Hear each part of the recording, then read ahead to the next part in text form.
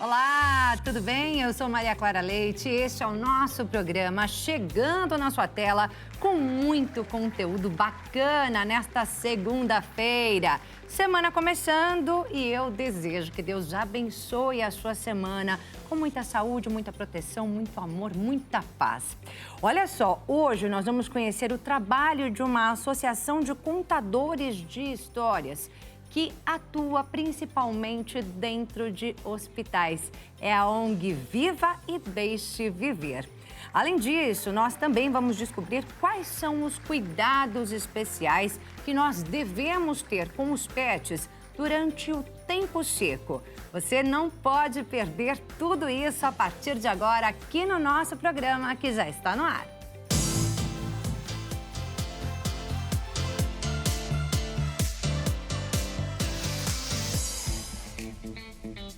Seja muito bem-vindo ao nosso programa. Muito obrigada pela sua companhia. Uma ótima tarde para você que nos acompanha.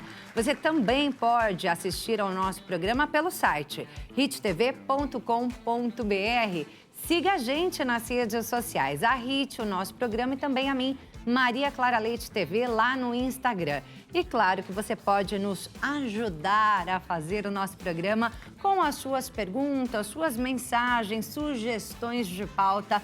Envie sua mensagem lá no nosso WhatsApp DDD 11, número 3337-5886. DDD 11 3337-5886 é o número do nosso WhatsApp. E a gente começa o programa de hoje falando desse lindo trabalho voluntário da ONG Viva e Deixe Viver. Quem está aqui com a gente é a Luciana Bernardo, diretora executiva da instituição. Luciana, muito bem-vinda. Obrigada pela sua presença. Eu que agradeço em nome da Viva. É um grande prazer sempre poder falar sobre voluntariado e contação de histórias. Às vezes a pessoa ela quer, né, trabalhar ali com alguma coisa, fazer um trabalho voluntário, né, fazer esse tipo de trabalho, não sabe nem por onde começar, e a Viva está de portas abertas para essas pessoas também, mas tem toda uma preparação, né? É verdade. As pessoas, quando decidem fazer o trabalho voluntário, normalmente tendem a ser imediatistas. Mas, considerando que você vai lidar com o público, criança, enferma, principalmente, a necessidade de um preparo é absoluta. Com certeza. Vamos contar a história da Viva. Nasceu em 1997, já são quase 30 anos aí de caminhada? Verdade, uma trajetória grande. Ela nasceu aqui em São Paulo, dentro do Hospital de Infectologia Emílio Ribas, né? O nosso fundador, Valdir Cimino, então, com a vontade de humanizar o ambiente hospitalar, começou a levar histórias através da contação para crianças e adolescentes, que nós atuamos de 0 a 17 anos. E, no entanto, a vontade era tão grande dessa mudança que os amigos ficaram atentos e começaram a pertencer a esse grupo. E o grupo foi crescendo, né, primeiramente entre amigos, e de repente viu a necessidade, então, de uma capacitação mais completa, mais séria, com a participação de psicólogas, profissionais da área da saúde, onde a gente pudesse ver nessa capacitação algo promissor, algo que as pessoas viessem para ficar. Então, a gente diz que o trabalho voluntariado da Viva tem muito a permanência dos 3 Cs, que é a consciência do que é ser voluntário, o compromisso com a causa e a constância, que é extremamente importante. Uma vez que você se responsabiliza, se compromete, você estar constante no trabalho. Então, semanalmente, os voluntários vão ao hospital e doam, em média, 2 horas por semana. E a preparação deles mesmo, né? Eles doam essas 2 horas por semana dentro do hospital, mas em casa, muito provavelmente, eles devem se preparar, não é isso? Sim, também. Não só em casa, mas nós temos, além desse curso preparatório, que é um curso de 40 horas aproximadamente, com 10 módulos, onde termina, né, fazendo o estágio no hospital elegido. Hoje nós temos contrato com 90 hospitais do Brasil, sendo públicos e privados. Então, o voluntário ele vai escolher mediante a necessidade, a demanda do hospital, e aí então ele começa a participar. Nós temos apoio psicológico, pedagogo também, lista dos livros mais lidos, Então, por ranking de faixa etária, tem toda uma sustentação ali, mesmo depois dele formado e capacitado. E como é que é exatamente esse trabalho? Esse contador de história, ele chega ali, já tem um lugar preparado para ele, já que existe um acordo feito entre o hospital e a Viva, né? Então, tem um lugar ali preparado para ele, ou ele vai na UTI, por exemplo, ele vai em cada leito, como é que funciona? Depende muito de cada instituição. O acolhimento existe porque a Viva tem esse cuidado de preparar, de notificar a liderança, a equipe multidisciplinar para receber esses voluntários. Então, a gente preza sempre por um espaço que tenha um armário onde possam estar os livros, enfim. E fora isso, né, a gente tem esse contato direto com os hospitais. Então, a gente chega podendo, alguns hospitais, a gente acessar a UTI, a gente acessar a hemodiálise, a quimioterapia, a brinquedoteca, ou a parte do hospital dia, onde a pessoa vai passar só algumas horas fazendo tratamentos consecutivos, também no leito. Então, é bastante variado, depende de cada hospital. Usa-se fantasias, bonecos, o próprio livro, como é que é feita essa parte? A gente trabalha, a gente prioriza o livro e também jogos, né? Depois eu vou falar aqui do jogo Eu Conto, que é um jogo de cartas para contar histórias. Então, o lúdico, ele caminha muito com a contação de histórias. Em algumas datas sazonais, a gente até usa fantasia, mas a gente evita, porque realmente o protagonista é o livro. Né? A gente quer trazer o livro físico, inclusive, para a criança manusear, assim, contar, à medida do possível manusear, mas que ele seja sempre o fio condutor e o principal objeto para que a gente faça essa conexão. Luciana, são histórias contadas não só para aqueles pacientes, né? Mas acredito que para os pais, os acompanhantes ali, né? Muitas vezes avós que estão ali por perto, os próprios profissionais de saúde, todo mundo acaba se envolvendo? Com certeza. Às vezes a criança, né, a gente tem sempre uma negociação nessa era digital, que é o tablet, o celular. E muitas vezes a criança não quer a história de bate-pronto. Então, existe uma negociação e a gente respeita ou não, quando ela realmente não quer, mas a família sempre se envolve, eles insistem, eles querem aquela participação. Então, é interessante, porque principalmente os pacientes que estão internados há muito tempo, que a nossa visita periódica, então se estabelece um vínculo, até uma amizade. Então, às vezes a criança não quer, mas os pais pedem, conta para mim. E a gente sabe que até o profissional da saúde que está fazendo algum procedimento, muitas vezes eles ficam um pouquinho mais no quarto só para ouvir o final da história. Com certeza, eu imagino que realmente é um momento assim de muita descontração, um momento lúdico em meio a uma situação de tensão mesmo ali dentro do hospital, né? Vocês lidam com pacientes de todos os tipos de doenças? Todos os tipos de doença. Não é somente oncologia, mas não fazemos distinção, todas as doenças. Então, realmente é um momento de prazer, né? De alegria, né? Em meio a um ambiente mesmo, que é um ambiente triste, né? Por si só. E eu vi, inclusive, que foram feitas pesquisas, né?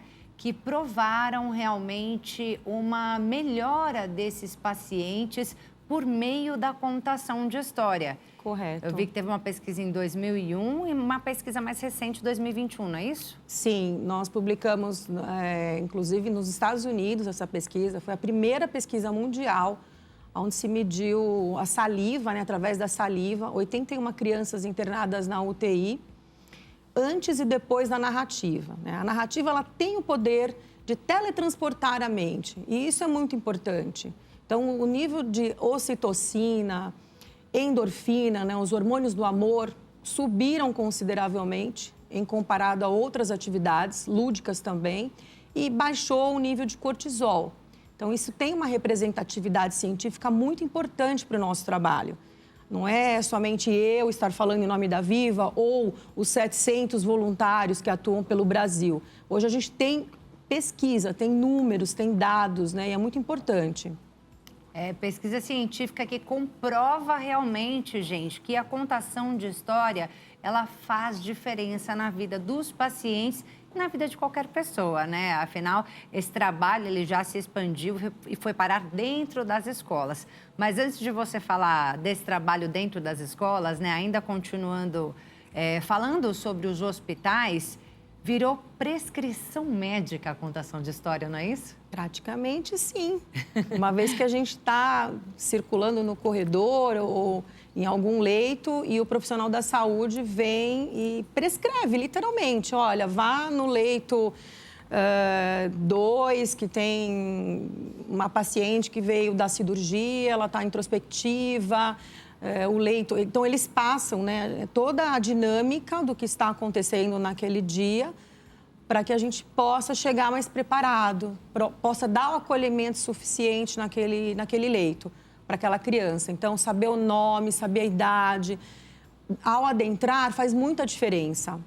E acaba sendo uma prescrição. Muito bom isso também.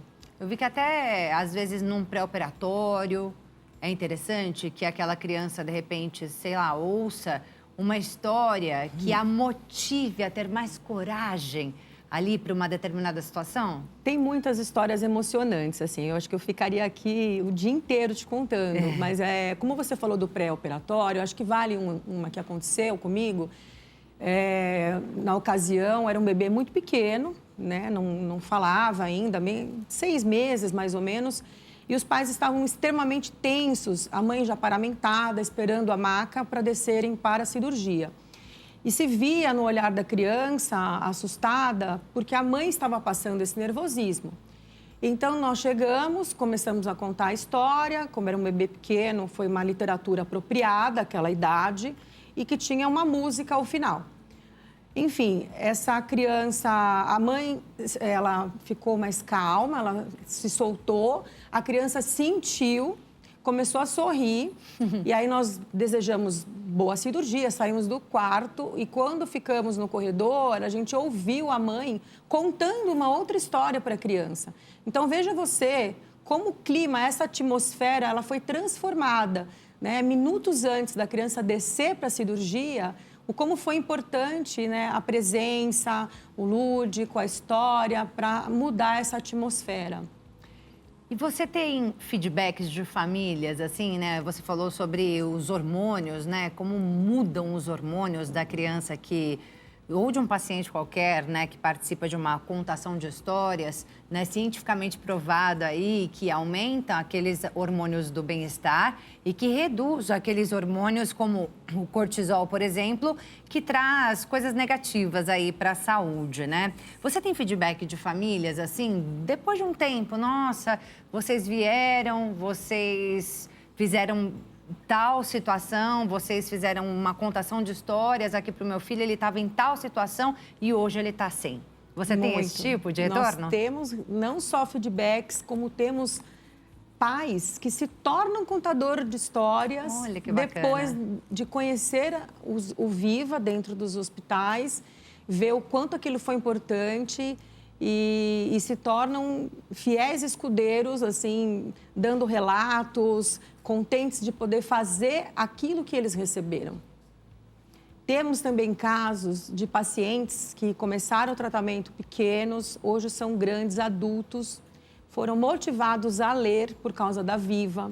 São só histórias positivas e maravilhosas, isso eu posso assegurar. Com certeza, né? E não tem como ser diferente, né? Não tem como ser diferente, mesmo num ambiente de dor, de sofrimento, de tensão ali, porque você tem uma incerteza muito grande sobre o futuro, né? Diante de determinadas doenças.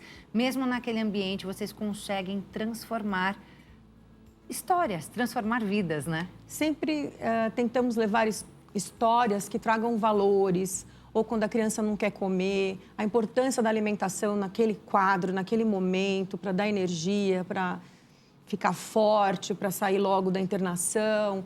Então, a gente sempre tem esse cuidado nas escolhas das histórias também, que é importante. São escolhidas a dedo? A dedo. E isso também se aprende no curso? Também no curso. É quanto tempo esse curso?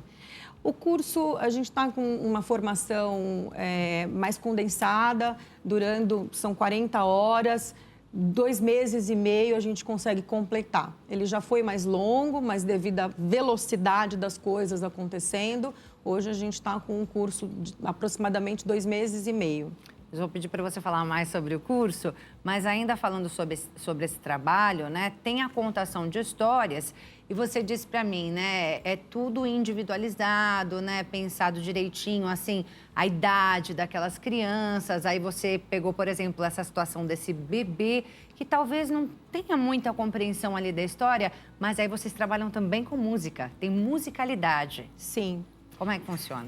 Bom, os menorzinhos a gente trabalha muito com a questão visual, né? Os livros pop-ups que saltam, muito coloridos, mudando o tom de voz, imitando animais, mudando o timbre e até cantando, né? Tinha uma criança de poucos meses que estava chorando só de ouvir a voz, que já estava traumatizada com a internação, e aí a gente começou a cantar, ela se acalmou na hora.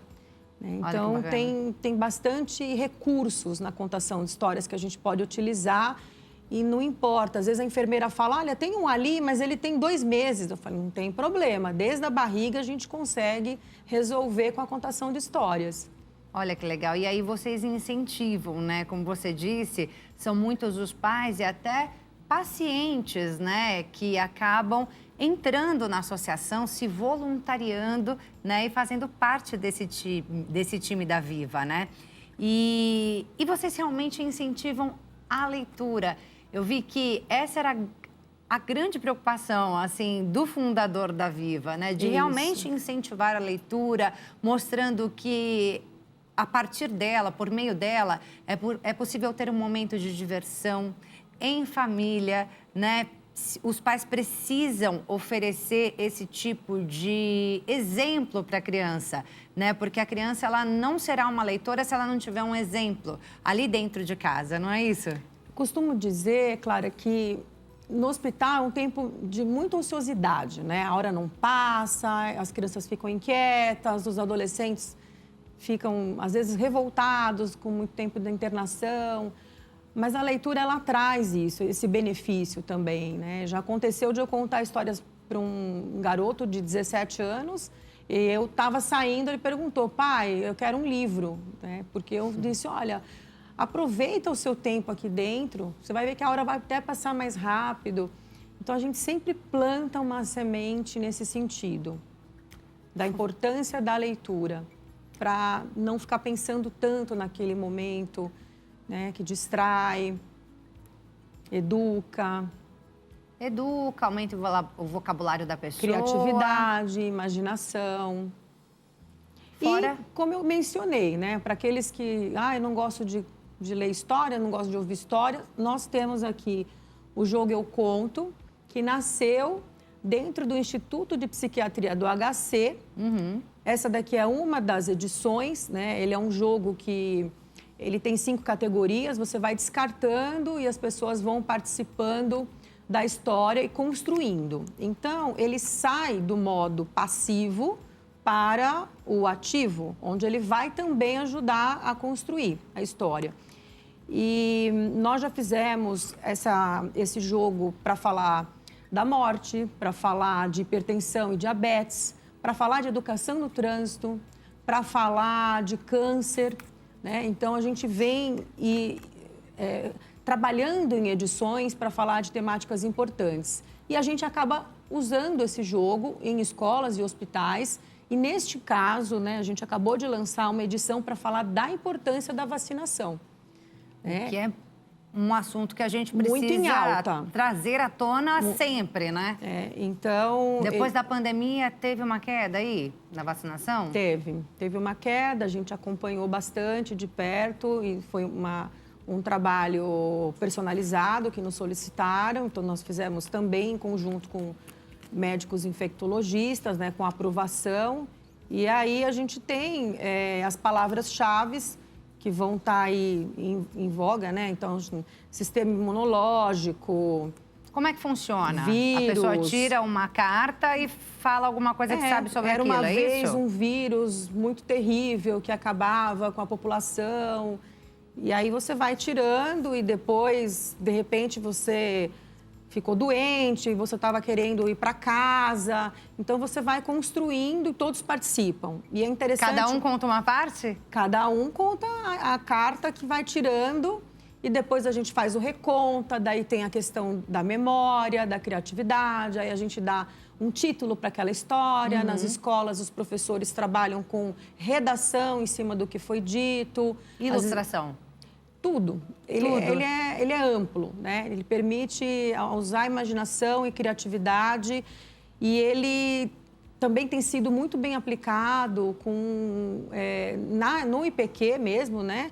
Com crianças também especiais, que é muito importante, pela facilidade de se extrair a parte emocional, o que eles não conseguem através de uma consulta, mas sim por meio do lúdico, usando as cartas. Olha que bacana, gente. O trabalho realmente maravilhoso, que merece muitas palmas mesmo e que obrigada. Precisa crescer, né? Com certeza.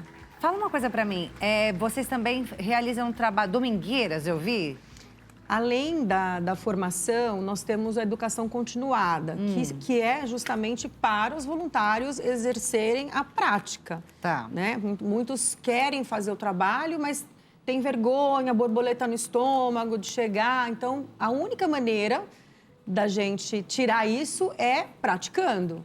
Então, nós temos as domingueiras, acontecem em parques públicos, né? Em São Paulo, no terceiro domingo do mês, estamos lá no Trianon, na parte da manhã. E as domingueiras virtuais, né? Que é através do canal do YouTube, da Vive Deixe Viver, e também da Soul TV. Então, aí a gente consegue trazer também, como nós estamos espalhados pelo Brasil, essa coisa multicultural, do sotaque, né? Enfim, da parte cultural mesmo, é muito interessante, porque a gente traz uma história da Bahia, uma história de Recife, uma de Porto Alegre, uma do Rio de Janeiro, São Paulo, Brasília, que são os estados onde nós estamos atuando. E aí a gente faz a veiculação, né, das histórias no quarto e último domingo do mês. Todos os meses tem contação de histórias. Temos o Viva On, que é um canal online e ele é ao vivo.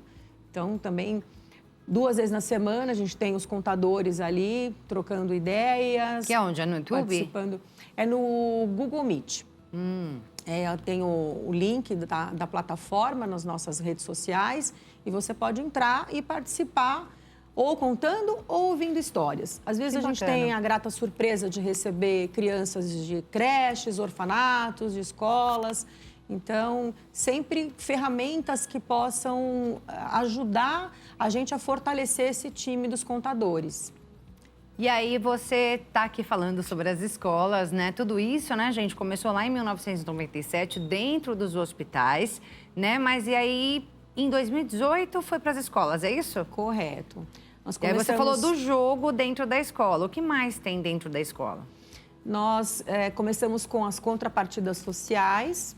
Nós somos incentivados pela Lei de Incentivo à Cultura e aí nós temos as contrapartidas. Então, nós vamos nas escolas, fazemos uma oficina para os professores, para eles terem domínio, né, da contação, do uso do jogo, por exemplo. E depois a gente aplica ali com as crianças. Eu já participei presencialmente em Brasília, foi uma super surpresa, tinham 150 crianças num ginásio, em silêncio, ouvindo a contação. Parece um milagre, mas é crianças verdade. De que idade? De 5 a 13. Meu Deus, uma faixa etária aí bem longa, bem ativa, né? Bem ativa. E bem ativa, que não ficaria quieta. Exatamente. E também temos um contrato com a Prefeitura de Olambra. Estamos em 5 escolas municipais de Olambra, onde semanalmente os contadores vão fazer parte aí da rotina da escola contando histórias. Então, é um projeto que tem tomado uma dimensão, né? Nossa intenção é crescer ainda mais dentro das escolas.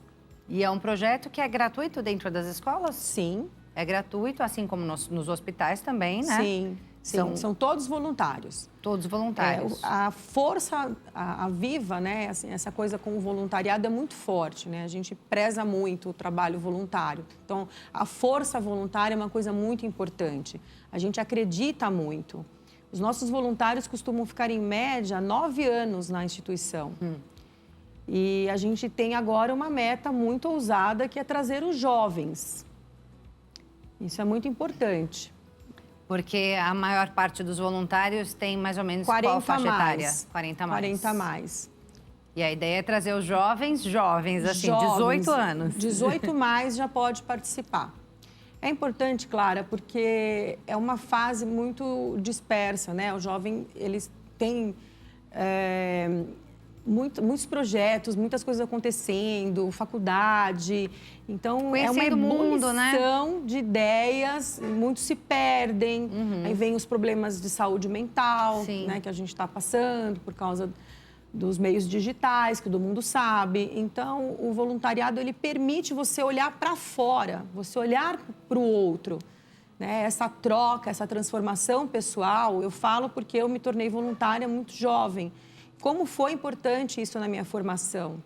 Então, é a gentileza, né? É o fazer o bem sem olhar a quem, não é isso, Luciana? E isso é muito recompensador para quem faz. É a empatia que todo mundo fala, mas, infelizmente, na prática, são poucos que exercem, né? Exatamente. Vamos falar mais um pouquinho do curso, então, já para quem está em casa, né? A partir de 18 anos de idade, já pode participar, né? Já pode ser um voluntário da Viva e Deixe Viver, né? E aí eu queria que você falasse para a gente como é que faz os primeiros passos, né? O que tem exatamente o curso. Agora a gente vai ter um workshop, é isso?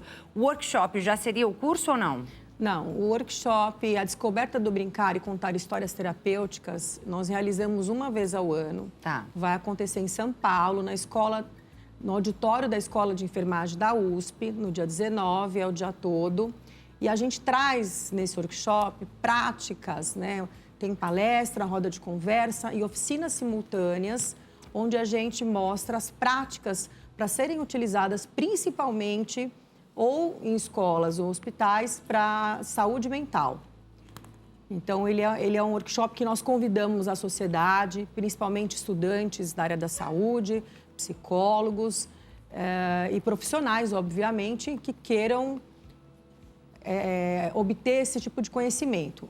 O curso para se tornar voluntário... Antes de você falar do curso, para participar desse workshop, acontece no dia 19 de outubro, certo? Correto. Lá na USP, na Faculdade de Enfermagem. Isso. A partir de que horário? Das 9 da manhã até as 17 horas. É um dia inteiro ali de workshop, mas, gente, um dia rico em que você vai aprender muita coisa, mas para participar precisa se inscrever, não é isso? Correto. Tem um e-mail. Tem um site que eu prefiro centralizar no site, é www.vivaedeixeviver.org.br. Lá tem as informações. Na verdade, a gente sempre centraliza eventos, cursos, palestras, todas as informações pelo site. E o curso, no caso? O curso, a gente abre as inscrições para o Brasil, dia 5 de dezembro, que é quando se comemora o Dia Internacional do Voluntário. Então, a gente abre as inscrições, mas se você tiver curiosidade, já pode entrar, porque tem todos os módulos, o que vamos ministrar em cada módulo, e você pode já deixar o seu nome, seus dados com uma pré-lista. É online, assim. Não? É presencial? Ele é presencial. Presencial. E acontece em todos esses estados onde a Viva está? Onde a Viva atua, corretamente. É isso, então. Vou passar aqui novamente o site vivaedeixeviver.org.br, vivaedeixeviver.org.br. Você vai ter todas as informações lá no site. Inclusive, tem uma coisa muito legal, que é o Bisbilhoteca Viva, é isso? Bisbilhoteca Viva. Ali você já encontra alguns vídeos, né, de contação de história que eu achei maravilhoso. Então, quer dizer, você já tem o contato aí com o trabalho da Viva por meio do site vivaedeixeviver.org.br. Obrigada, foi um prazer te conhecer, Luciana. Eu que agradeço. Eu vou dar um recadinho e eu vou deixar esse espaço para você dizer para quem está em casa Por que ser um voluntário da Viva? Tá bem. Obrigada. Ser um voluntário da Viva é praticamente um trabalho que você faz de transformação pessoal, não somente para você, mas para a sociedade, para o próximo. As crianças adoram a contação de histórias, elas esperam a contação de histórias. Então, eu convido você a participar, a sentir essa mudança pessoal. Obrigada novamente, até uma próxima oportunidade. Agora a gente vai a um breve intervalo e já já nós voltamos com muito mais aqui no nosso programa. Continue com a gente.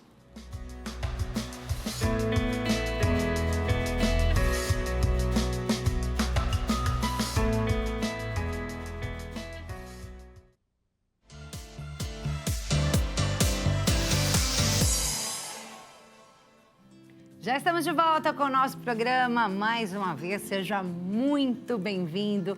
Muito obrigada pela sua companhia. A gente está começando a semana aqui no nosso programa cheio de informações importantes, né? Conhecendo trabalhos bacanas, né? Como a gente conheceu agora no primeiro bloco, o trabalho da Associação Viva e Deixe Viver, que é essa associação de contadores de histórias que atua especialmente dentro dos hospitais, mas também nas escolas, incentivando a leitura, transformando vidas através da contação de histórias. Muito bonito o trabalho da ONG, né? A gente só tem que parabenizar e incentivar as pessoas, né, a trabalharem também com voluntariado, porque quem faz ganha muito mais do que aquele que recebe. Agora, a gente vai falar de um outro assunto muito importante também aqui no nosso programa, principalmente para os tutores, para os papais e mamães de pets. Será que é preciso ter algum cuidado especial com os pets? Durante o tempo seco, a gente teve períodos de tempo muito seco. O INMET, o Instituto Nacional de Meteorologia, chegou a decretar, assim, situação crítica mesmo da qualidade relativa do ar. Chegou a 10% em alguns dias, quando a Organização Mundial da Saúde diz que o ideal são 60%. Então, imagina a situação crítica mesmo de tempo seco que a gente viveu aqui em nosso país nos últimos dias e pode viver novamente nos próximos dias. Afinal, agora estamos na primavera, verão, o tempo fica mais quente e, consequentemente, mais seco. Quais são os cuidados especiais que nós devemos ter com os pets? Quem vai contar tudo pra gente é a médica veterinária Jaqueline Gagliardi, já aqui com a gente. Bem-vinda. Obrigada, tudo bem? Tudo bem, você? Graças a Deus, tudo em ordem. Doutora, hoje temos uma convidada especial aqui no estúdio. A entrevistada de hoje. É isso, olha lá, Manuela, é isso? Manuela. Manuela, coisa mais linda. Bem-vinda, Manuela, ao nosso programa. Tem cara de brava, Manuela. Ah, eles são só a carinha enrugadinha assusta, né? Mas ela é um doce. Fez festa com todo mundo quando chegou. Olha ela que é um linda, doce. gente. É maravilhosa. Posso falar um oi pra ela? Pode. Oi. Só um carinhozinho. Oi, Manu, tudo bem, pequena? Ela é linda. E, ó, gente, a mansinha, boazinha, Manu. É linda, Manu. Por que você trouxe Manu? Teve um motivo especial, não é isso? Teve. Eu acho que ela é a que mais representa dos animais braquicefálicos, com essa carinha achatadinha, dificuldade de respirar nesses tempos secos, né? Quer puxar pra você mostrar pra gente Vem cá, direitinho? Manuela, vem. Vai lá, Manu, com a mama. Vem pra cá. Ela é sua? É minha. É sua, minha. então Vem vai lá cá, com a sua filha. mamãe. Vem aqui. Ai, ela é muito carinhosa. O negócio dela é colo. Mas, ó, se a gente vê... Todos os animais, né? Essa daqui é uma bulldog francês.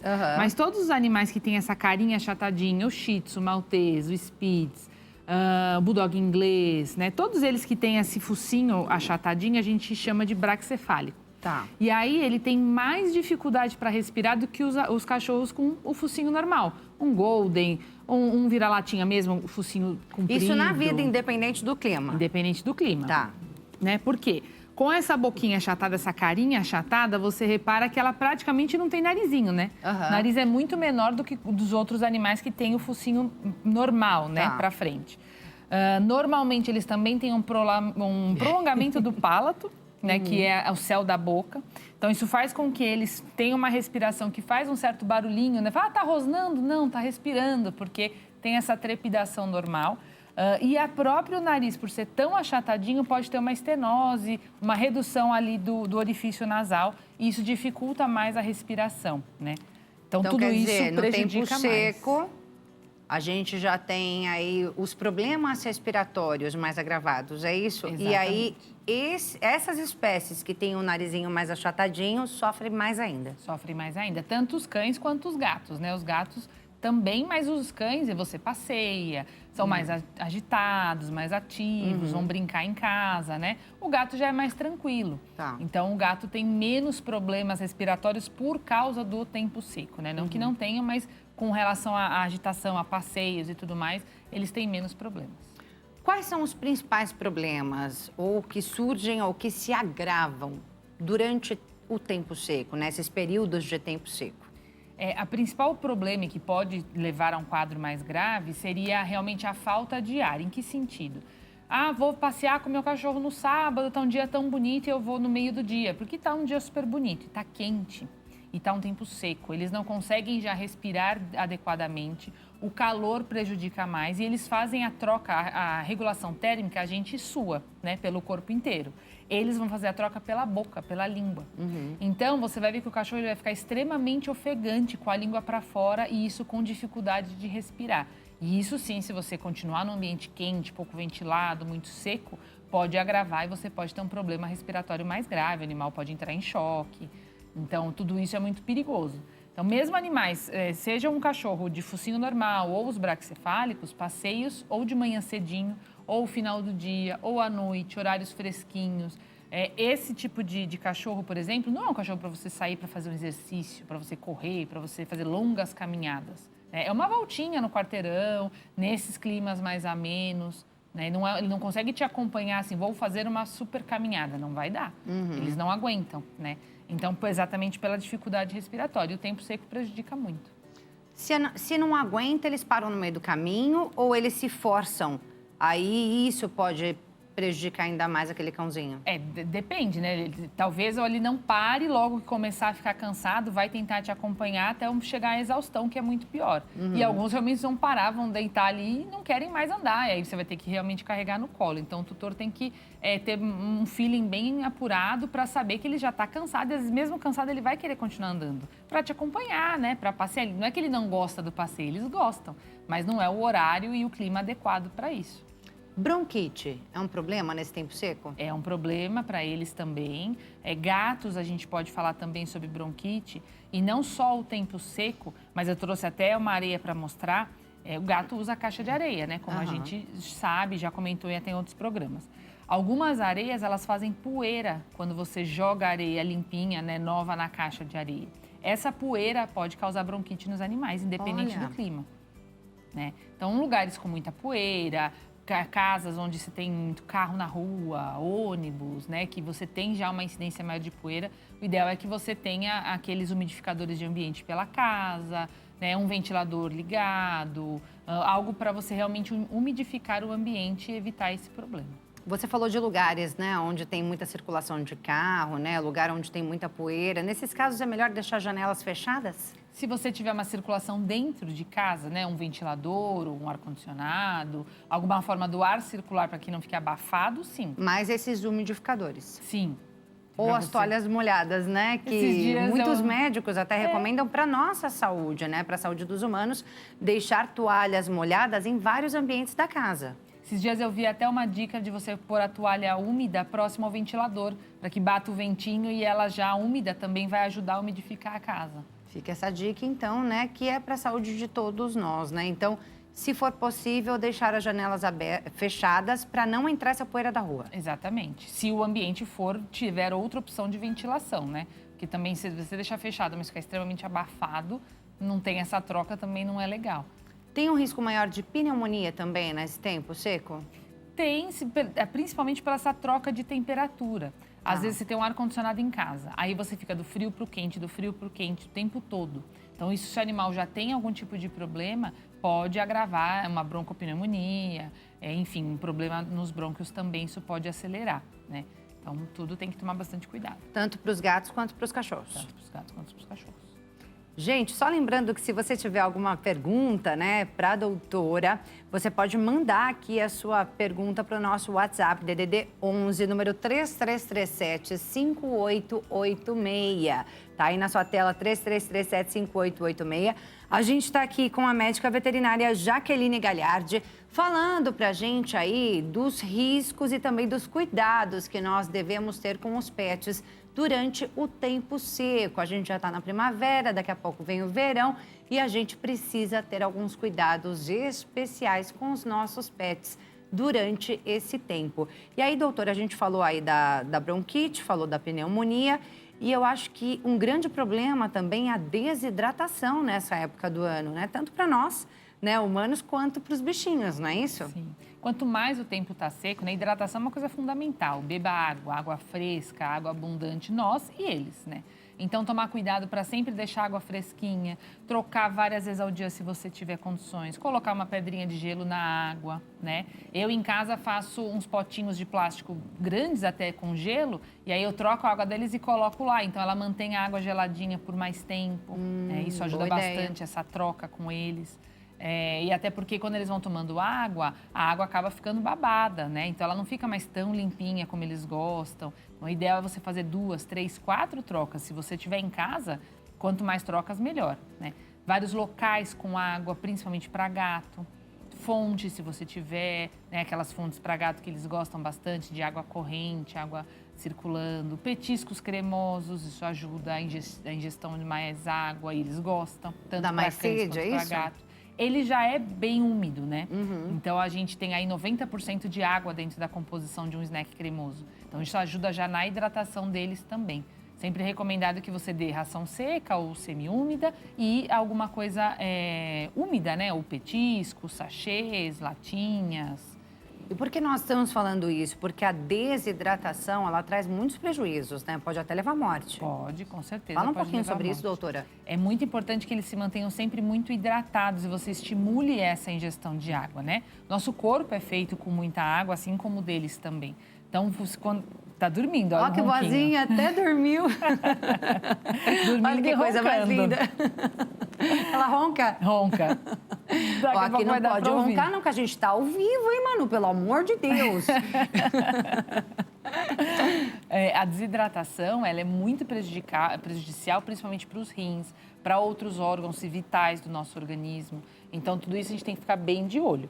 Uma coisa legal que você pode fazer em casa é, para vocês verem, né? Será que meu animal está hidratado ou não está? Você pega a pele dele assim e você levanta, né? Não sei se vai dar para a câmera ver aqui, mas se você fizer esse movimento, você vê que a pele dela, ela desce sozinha, rapidamente. Ó. Mostra novamente. Viu? Você dá um belisquinho assim, levanta e ela desce. O animal desidratado, quando você puxa, ele fica. É mesmo? E aí você tem o tempo até ela voltar ao normal, não é imediato, assim como um animal bem hidratado. É como se ela estivesse colada por dentro, é isso? Exatamente. Justamente porque falta água. Aí já é um sinal para você levar no médico veterinário para identificar o porquê dessa desidratação. Se não está bebendo água, se tem algum outro problema também que pode ser. Então, isso é legal de você fazer em casa e dar uma olhadinha no seu animal. E aí leva ao veterinário para poder continuar o diagnóstico, né? Doutora, por falar nisso, né, você está falando aí de um sintoma, né, de desidratação. Quais seriam outros sintomas que as pessoas precisam ficar atentas durante o tempo seco, que você fala assim, ó, observa isso, observa aquilo, no caso da bronquite, no caso da pneumonia, por exemplo, eu não sei se espirra demais. Quais seriam os sintomas para a pessoa, o tutor, ficar atento e falar, poxa, é hora de levar no veterinário? Dificuldade respiratória, então você vê que ele não consegue respirar direito, aquela respiração cansada, ofegante, né, realmente, e aí ele vai diminuir, assim, não vai querer ficar andando em casa, não vai querer brincar, vai ficar deitado num canto, e mesmo deitado, como ela tá aqui, você vê, ela tá deitada, tranquila, e tá respirando de boca fechada ainda, a língua para fora e a boca fechada. Mas mesmo ele deitado, ele tá com dificuldade para respirar. A língua, claro, né, dependendo do grau, ela já começa a ficar arroxeada. Pode ver que a linguinha dela tá vermelhinha. Ó, não sei se vai dar para mostrar, mas a linguinha dela tá vermelhinha. O animal com muita dificuldade respiratória, ele vai ficar com a língua roxa, né? Vai ficar deitado, decúbito lateral, para tentar que esse pulmão... Olha lá a linguinha, ó. Ó a linguinha, ó a linguinha. Rosinha em sua cor normal, sua cor natural. Se você vê a língua começando a ficar roxa, aí já, de novo, uma dificuldade respiratória bem maior, porque já está comprometendo os vasos. Vai ficar deitado de lado, né, para tentar ventilar melhor. Então, com as patinhas de lado assim, deitado com a boca aberta, tentando respirar melhor. Tosse, espirro, né, tudo isso também pode indicar algum problema respiratório. Olhos muito secos, vermelhos, né, que você vê que você... Ou então com excesso, fica lacrimejando, porque tem alguma poeira, secreção ali. Com secreção também. A gente tem alguns colírios hidratantes, né, que são só para deixar mais fluido, realmente, toda essa comunicação entre os olhos e o nariz. Então, também, que não são medicamentos, né? Mas são fluidozinhos para hidratação que o veterinário pode te indicar para você pingar. Essas raças braquicefálicas, o ideal, como, né, bem achatadinho e esse pouquinho nariz, o ideal é que você pingue o colírio de hidratação todos os dias. Não é nem para tratamento nenhum, é só para realmente melhorar essa fluidez entre o narizinho e os olhos. Eu vi que até o narizinho tem que observar se não está muito ressecado, né? Ou com coriza, né? Com secreção e tudo mais. Então, isso tudo tem que a gente olhar para ver como é que ele está com essa questão da hidratação e da respiração. A respiração é uma coisa que você precisa correr. Então, se você vê que ele está com cianótico, né? Que é o termo usado para linguinha roxa, ou a gengiva, levantou aqui, a gengiva está roxa, os olhos muito secos, está deitado de lado, não consegue respirar, a gente precisa correr, porque ele pode entrar em choque. É atendimento de emergência mesmo. De emergência, exatamente. E fora isso, se tiver com os outros sintomas, mas assim, mais tranquilo, uma coriza, como você disse, ou de repente espirrando, nesse caso, dá para esperar 2 dias, 3 dias para observar os sintomas? Dá para esperar para você observar, porque ele pode estar espirrando, às vezes você passou algum produto em casa, acabou de limpar, passou uma vassoura, acaba subindo a poeira, ele acabou espirrando ou tossindo. Você vai acompanhando e ver qual é a evolução disso, estimula mais que ele beba água. Outra coisa legal é você pegar frutas que não são ácidas, né? Então, você, por exemplo, uma maçã, bater um mamão, algo do gênero, e congelar fazer e dar tipo um para sorvetinho. Eles, tipo um sorvetinho, né? Ou o próprio snack cremoso, você também congela e dá para ele tipo um picolézinho. Ajuda a refrescar, a hidratar, né? Então, colocar a fruta na água para ele tomar, fazer do snack uma sopinha para ele tomar, tudo isso ajuda a maior ingestão de água, né? Todas as dicas aqui da doutora Jaqueline Gagliardi pra gente. E a gente já tem pergunta dos nossos telespectadores. Vamos colocar, então, a primeira pergunta na tela, por favor. A Marlene diz, gostaria de saber se o tempo seco também afeta os olhos. Você falou sobre isso, né? Acho que ela já tinha mandado antes. E aí, ela perguntou se o colírio resolve. Foi isso, gente, que estava ali? Foi. Foi isso, né? Se o colírio já resolve. Ó, é possível usar colírio neles também? Essa é a pergunta da Marlene. Obrigada pela sua participação, Marlene. É possível sim, claro que sempre com orientação do veterinário, porque, como eu comentei, existem colírios que é apenas para hidratar. Tá. Não é tratamento. Muitos colírios têm antibiótico, anti-inflamatório, e aí realmente para tratamento de outros problemas oculares. Quando tem alguma secreção, alguma situação diferente. Um machucado na córnea, uma úlcera de córnea, algum problema, aí o veterinário vai indicar os colírios terapêuticos, mas existe colírio só para hidratação. E aí você não só pode, como deve pingar todos os dias. Todos os dias? Todos os dias. Uma vez por dia? Uma vez por dia, todos os dias. Uma gotinha em cada olho deles, todos os dias, é o ideal, principalmente esses braquicefálicos. É isso aí. Vamos responder mais uma pergunta de WhatsApp? Mais uma perguntinha na tela, a Juliana que mandou. Obrigada, Juliana, pela participação. Ela diz, meu gato não gosta de beber água. O que eu devo fazer especialmente em dias secos? Tem muita coisa com gato pra gente fazer. Uma coisa, às vezes você coloca o pote de água, eles não gostam de molhar o bigode. O bigode do gato, ele tem muitos sensores, exatamente para que ele possa andar, pular, escalar e ter noção do espaço. Se ele vai tomar água e ele bate o bigode, ele não gosta. Então, pensa no pote de água, que seja um pote de água mais raso, para que ele não encoste em nada quando for tomar água. Pensa numa fonte, gato gosta muito de água corrente. Tem N fontes no mercado hoje que você pode disponibilizar para que ele tome mais água, água fresca, água longe da caixa de areia. Eles não gostam de comer o bebê perto da onde eles fazem xixi e cocô. Né? Limpinhos, né? São super limpinhos. Coloque em mais lugares dentro da casa, né? troque a água com mais vezes. Então, tem várias técnicas que a gente pode usar para estimular. E aí, de novo, um snack cremoso ajuda na ingestão de água do gato, ajuda na hidratação, que ele não pode ficar sem beber água. A gente tem que identificar o porquê ele não está gostando de tomar água daquele jeito e mudar a forma como você está oferecendo. A gente tem como contabilizar o tanto que eles estão bebendo? Porque a gente tem isso, né? Você precisa tomar pelo menos 2 litros de água por dia. Na verdade, tem uma continha ali, de acordo com o seu peso, né? Os mililitros ali, para saber exatamente quanto de água você, adulto, né, precisa tomar por dia. Com os pets é assim também, doutora? Existe a mesma conta, mas é difícil você mensurar. Ainda mais por causa do gato, ele tem um hábito muito noturno. Tá. Dificilmente ele vai dormir a noite inteira com você como um cachorro dorme. Ele vai caçar, vai brincar, vai interagir e vai tomar água quando você não está vendo, né? Então é mais complicado, por isso que a gente indica sempre deixar bastante água em abundância e você precisa também ver ele tomar água. Isso é um hábito, né? Ele é um caçador, mas ele também é uma presa. Então ele gosta de lugares tranquilos, né? Às vezes um potinho de água em cima de onde ele costuma escalar, em cima de um armário que ele gosta de ir, que aí ele vai tomar água mais calmo, né? Sem nenhuma ameaça, entre aspas. Então, é difícil você mensurar a quantidade de água. O ideal é que você acrescente na alimentação alimentos úmidos para que você saiba que está garantindo que ele está comendo ali o alimento, o sachê, o snack com você. Então, está ingerindo mais água também.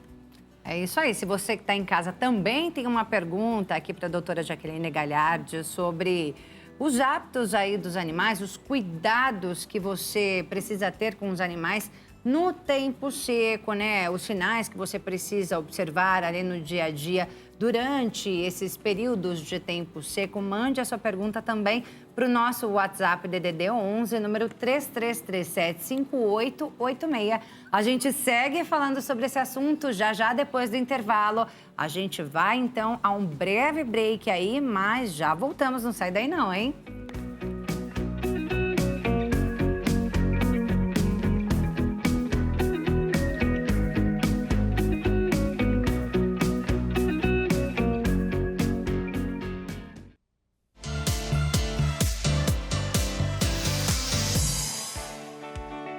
Estamos de volta com o nosso programa mais uma vez. Muito obrigada pela sua companhia. A gente segue falando agora sobre os cuidados especiais que nós devemos ter com os pets nesse período de tempo seco. Estamos na primavera, já estaremos no verão e a gente tem agora o tempo mais quente, mais seco.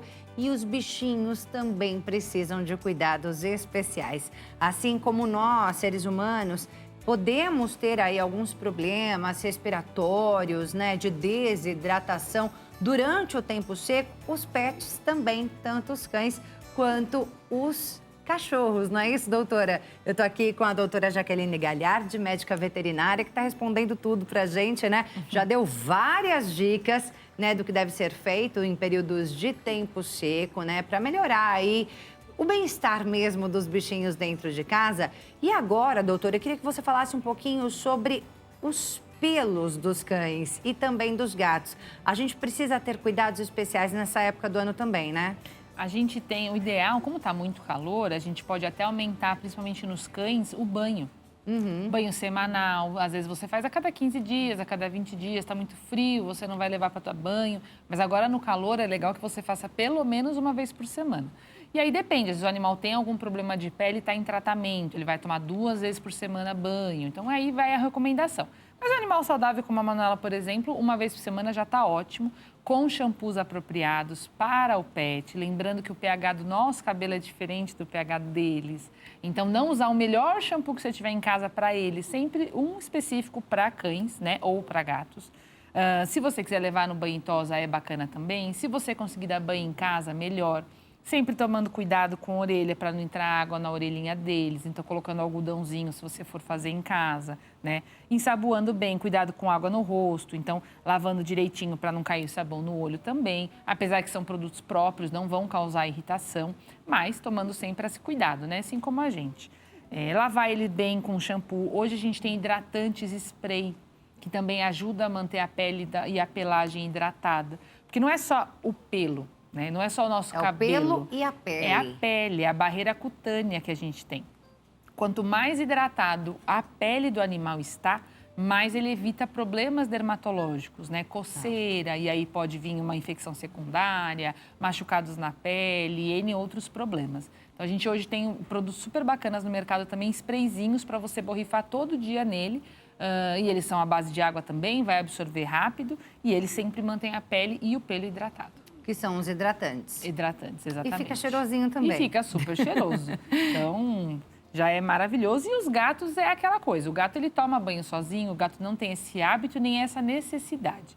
Claro que um gato peludo, um Maine Coon, por exemplo, um gato super peludo, você pode levar ele a cada 6 meses, mais ou menos, para tomar um banho, para fazer uma tosse higiênica, né? Tirando ali os pelinhos do bumbum, um pouquinho da barriga, para ajudar eles também na higiene e no dia a dia para refrescar, né? Mas o gato não tem essa necessidade como os cães têm de tomar banho toda semana. É isso aí. Mas o hidratante também tem para gatos ou não? Tem para gatos também. Também você pode usar. Pode usar todo dia? Pode usar todo dia. Todo dia aí usa tem para hidratante. cães e tem para gatos. Fica cheirosinho. Hidratado. E aí previne também de ter problemas de pele. Exatamente. Também vi que é bacana escovar os pelos, para que a oleosidade natural do corpo também hidrate a pele, é isso? Exatamente. Além disso, você ajuda a remoção de pelos mortos. Como a gente vem de, teoricamente, o inverno, né? Não foi tão frio assim esse ano, mas é um período frio. Eles têm uma camada de pelo mais grossa, mais densa para aguentar o inverno. E agora, entrando primavera e indo para o verão, a chance de cair mais pelo é grande. Então, você escovando todos os dias com a escova adequada. Então, você tem aquelas escovas mais grossas mesmo, que é para desembolo, tirar cachorro peludo, gato peludo, pelo longo, para você pentear. No caso dela, só aquelas luvas que já tem a escovinha na própria luva já ajuda. Para você ajudar a tirar o pelo morto de baixo e fazer essa renovação do pelo, porque está entrando primavera-verão, melhor e mais rápida para eles. E vai espalhando a oleosidade. E também hidrata, né? O próprio oleosidade deles ajuda a hidratar essa pele e essa pelagem também. E é um momento de interação ali que ele vai adorar, né? E você acaba cuidando deles também. É um carinho, né? Exatamente. É um carinho da mama. Bem, lembrando que se você tiver alguma pergunta, a gente ainda tem alguns minutos aqui com a doutora. E aí você pode mandar sua pergunta no nosso WhatsApp, DDD 11, número 33375886. Doutora, a gente está falando aqui de cuidados especiais com os pets, né? E eu acho que é sempre importante a gente lembrar daqueles cuidados básicos que não se deve ter só em uma época do ano, mas o ano todo, né? Vacinação, por exemplo, acho que é primordial, não é isso? Primordial. A gente precisa fazer a vacinação. O mínimo que você precisa fazer num animal adulto, como o caso da Manuela, que está com 5 anos, é a vacinação contra a raiva, uma vez por ano, e a vacinação de outras doenças que a gente tem algumas opções de vacina, IV8, V10, enfim, que protegem contra cepas diferentes de doenças muito perigosas, ainda mais quando você vai passear na rua, tem contato com outros cachorros num parque, vai cheirar o xixi na rua, não tem jeito, então é muito importante. E aí a gente tem outras vacinas também, tem vacina da gripe, tem vacina de giardia, que é um verme intestinal, tem outras vacinações que você pode fazer. O veterinário vai te indicar, mas essas são fundamentais e a gente tem que fazer todo ano. Se for um filhote, aí tem todo o protocolo vacinal de um bebezinho, são 3 a 4 doses de vacina, tem exames para a gente fazer, não pode ir na rua, não pode ter contato com outros animais enquanto não acabar a vacinação. Temos que pensar também nos antipulgas, porque o verão, a incidência de pulgas é muito maior. Não que elas só existam no verão, elas estão ali no ano inteiro. Mas no verão, você vai ter maior eclosão dos ovos das pulgas que estão no ambiente, vai ter maior infestação, os parques, as praças, enfim. Então, lembrando de fazer o antipulga todo mês direitinho, enfim, seguindo o protocolo da marca que você escolher, mas fazer direitinho todo mês o antipulga a cada 3 meses, que aí depende da marca que você usar. Mas não pode esquecer de fazer. Mas é bom fazer um reforço agora no verão ou não? Não, se você usar direitinho, você vai fazer todo mês. Tem produtos que são mensais. Aquele básico, protocolo normal. Normal. E, na verdade, você não tem que alterar o ano inteiro. Você tem que fazer o protocolo mensal ou trimestral. Existem produtos que você dá só a cada 3 meses. Isso facilita, porque você não precisa todo mês ficar dando, né? Tem produtos que é via oral, que você dá o comprimidinho. Tem produtos que é para você colocar aqui no dorso. Aí você escolhe o melhor custo-benefício para você, mas faça direitinho todo mês. Vermes. Vermes também, a cada 4 ou 6 meses no máximo, a gente precisa fazer vermifugação, N produtos no mercado.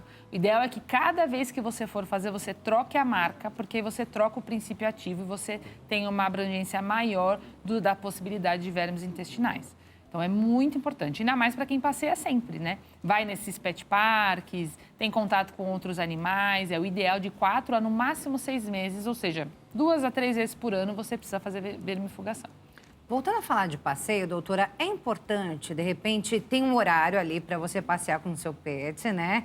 Ou de manhã cedinho, quando não está muito quente, ou no final da tarde, né, para a noite, que é também a recomendação para a gente, quando a gente vai para a praia, por exemplo, tomar um sol, né? Claro. Também a recomendação é essa, que a gente vá de manhã cedo, não naquele horário de pico, né, dos raios solares, deixar ou para de manhã bem cedo ou no final da tarde para a noite, né? Mas é importante, de repente, reduzir o tempo de passeio?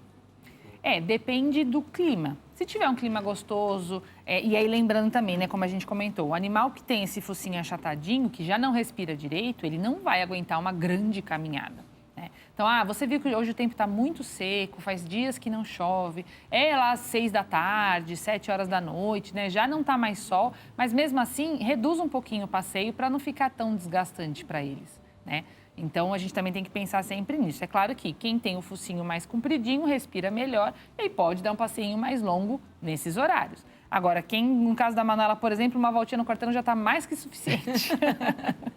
Manuela, gente, é dorminhoca. Já deu para notar, não deu? Olha lá, a Manuela tá dormindo, ó. Mal chegou, mal se apresentou, só deu uma levantadinha aqui de leve, aí já foi pro colo da mamãe. E já tá dormindo. E já dormiu, ó. Ó que belezinha. Mas é muito boazinha, não é? Muito, muito boazinha. Você também acha que é importante fazer inalação nos cães nessa época do ano, doutora? Gente, esqueci de comentar também. Se você acha que ele está com dificuldade de respiração, não aquele caso exacerbado que eu comentei, né, de cianose, linguinha roxa, mas está tossindo, está espirrando, não consegue respirar direito, o próprio aparelho, o mesmo aparelho de inalação nosso, né, você faz só com soro, nenhum outro medicamento, só o soro, e aí você pode fazer a inalação deles. É ótimo, ajuda muito na respiração e na hidratação das vias aéreas. É igual criança, 5 ml? Igual criança. Aí depois você Mesma coisa. lava direitinho, higieniza com água fervendo e tudo mais, mas o mesmo aparelho que a gente usa pra gente, a gente usa pra eles. Até acabar ali aqueles 5 ml. Exatamente. E tá tudo certo. Pode fazer 2 a 3 vezes ao dia. Mesma coisa com a criança, né? Igualzinho. Eu vejo ali o narizinho do meu filho começa a tampar, inalação. Inalação. É um santo remédio super natural, né? Porque você coloca, às vezes, só o soro, isso já ajuda muito a desobstruir. Com eles é a mesma coisa. E os pets também usam bombinha, né? Dependendo da situação? Depende da situação. Se eles tiverem asma, bronquite crônica, algo do gênero, tem medicamentos específicos também. É isso aí. A gente tem pergunta de WhatsApp para colocar na tela? Olha lá, o Igor enviou. Meu cachorro parece se esforçar mais para respirar em dias muito quentes. A veterinária falou que é normal, mas me dá uma má impressão, pois parece que ele está passando mal. O que recomenda? Obrigada, Igor, pela sua mensagem. Nos dias quentes, por exemplo, a Manuela vai passear, né? Ela e o irmão dela. Eles voltam, eu ligo o ventilador na sala, mesmo sendo 6, 7 horas da noite. Eles deitam na frente do ventilador e deixam o vento vir bem na carinha deles. Porque, como eu comentei, a troca de calor é só pela boca e pela língua. Então, quanto mais fresco for o ambiente, melhor. Então, deixa o ventilador ligado, se tiver um ar-condicionado, janela aberta, toalha úmida. Hoje tem tapetes gelados no mercado, é muito legal. Não é um tapete que liga na tomada ou põe na geladeira, não é isso. Mas o tapete tem um gel que, conforme o animal vai deitar em decúbito, ele ajuda a baixar a temperatura dele. Olha que bacana. O próprio tapete. Aí, quando o tapete esquentar, porque trocou calor com o animal, né? O animal sai e vai deitar num piso gelado. Mas hoje em dia tem esses tipos de tapetes que são legais também. Mas eu recomendo sempre um bom ventilador perto deles, porque vai ventilar o ambiente e você vai ver que ele vai até o ventilador deitar na frente do ventilador para ajudar a respiração. Dias quentes é bem complicado. E aí também acho que aí, nesse caso, reduz o tempo de passeio, né? Reduz o tempo de passeio. E outra, se está muito quente, muito seco, não passeia. Brinca um pouquinho em casa, joga uma bolinha, distrai.